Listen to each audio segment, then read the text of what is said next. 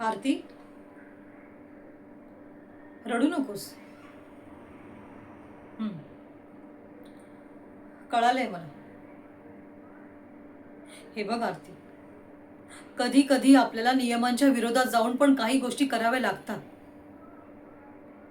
अगं, हा सगळा नियतीचा खेळ आहे असं समजून हे सगळं स्वीकारायला हवं ना. आणि काय बरोबर आणि काय चुकीचं ह्याचा तू नको विचार करूस. तुझी बाजू खरी आहे, सत्याची आहे ना, तर तो परमेश्वर तुला नक्की साथ देईल. आणि एक गोष्ट लक्षात ठेव आरती, तुला जर ह्या इनामदारांच्या घरात राहायचं असेल ना, तर तुला तुझं मन घट्ट करावं लागेल.